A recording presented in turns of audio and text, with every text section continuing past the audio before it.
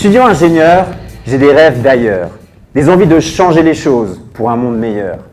Panneau de stop Amérique, 1 an de voyage devant moi.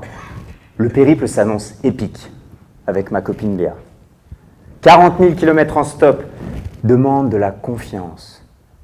Bienvenue sur le continent de l'immense. Marathon de reportage, je passe la science au criblage. Filet récupérateur d'eau, barrage hydroélectrique, cohabitat, écolo, construction bioclimatique.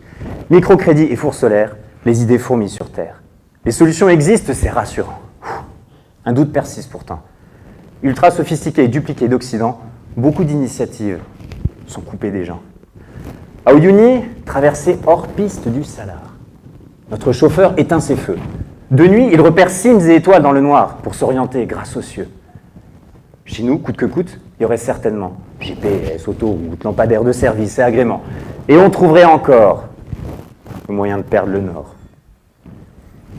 On prend goût à l'aventure, découvertes croustillantes, rencontres nourrissantes et mixtures culturelles pétillantes. Et cerise sur le gâteau, le nectar de l'improbable. Dans une attente en stop sans eau, dans l'Atacama, on pète un câble! Cette voiture pour nous n'a pas de place, mais ça nous offre des cerises sorties de la glace, un dessert en plein désert. Je suis prise en aparté par chez où, l'une des personnes qu'on interviewe. Ouh, tu voyages avec ton amoureuse. Pour éprouver un couple, 5 situations houleuses. En 1, vivre ensemble. En 2, vivre à distance. En 3, être ivre ensemble. En 4, gérer les finances. En 5, partir en voyage. Bon courage. Reportage en Équateur. Drame environnemental et humain. L'exploitation du pétrole fait des dégâts considérables. Et si les gens se parlaient autour d'une table, riverains exploités, entreprises sous pression, actionnaires intéressés, et si on cultivait la compassion? Soudainement, Béa quitte l'aventure. Si on avait parlé? Tristement, je suis seul à attendre les voitures. Si seulement je l'avais écouté. À quoi bon vouloir sauver le monde?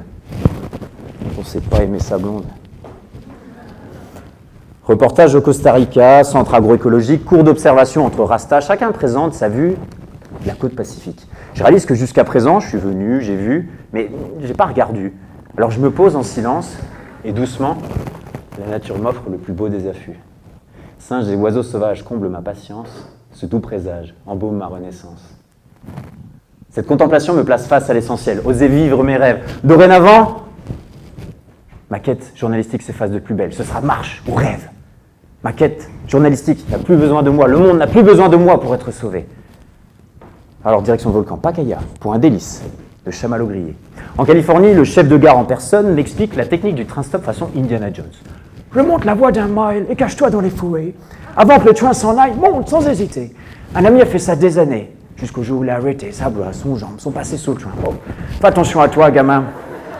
Au fait, certains tortillas vont jusqu'en Alaska sans s'arrêter. Si tu sautes sur le train, tu vas te laisser.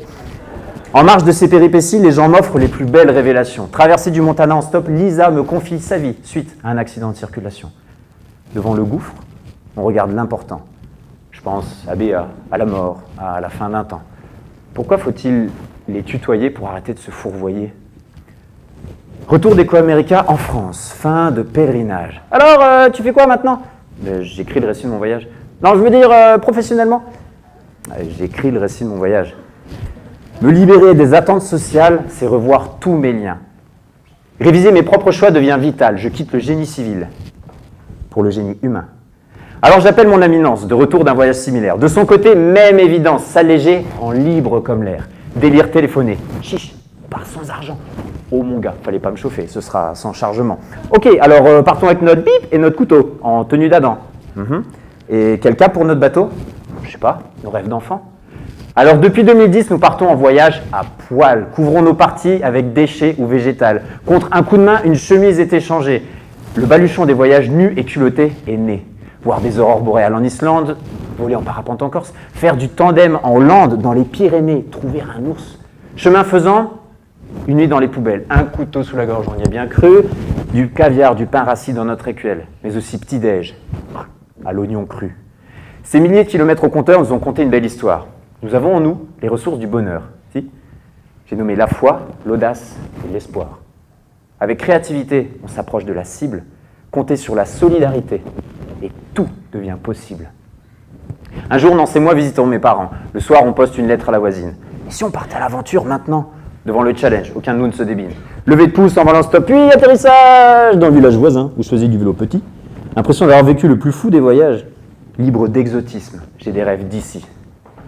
Et si l'aventure humaine de construire un éco-hameau, sans chef, ni vote, ni peine, on la vivait ici en Haute-Garonne, un terrain acheté à plusieurs, mariage de compétences, alchimie de savoir-faire, le cocktail de nos envies enrichit notre labeur et collectif n'est plus semence, il est maintenant bien en terre. Un jour, un homme m'a dit que ces voyages étaient comme des stages d'étonnement. J'en comprends aujourd'hui que ça lui permet de s'émerveiller quotidiennement. Ressources formidables ou crises immondes, tout est déjà semé. Aujourd'hui, je ne cherche plus à changer ou sauver le monde, je veux simplement l'aimer.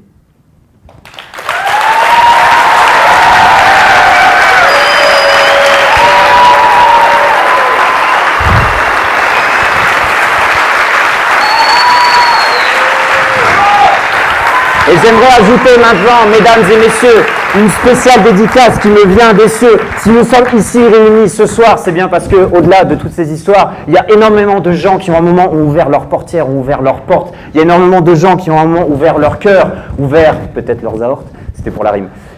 J'aimerais qu'on ait à ce moment une pensée à toutes ces personnes qui nous ont permis de faire un pas en dehors de notre zone de confort et qui fait qu'on est ici ce soir à vivre ce moment.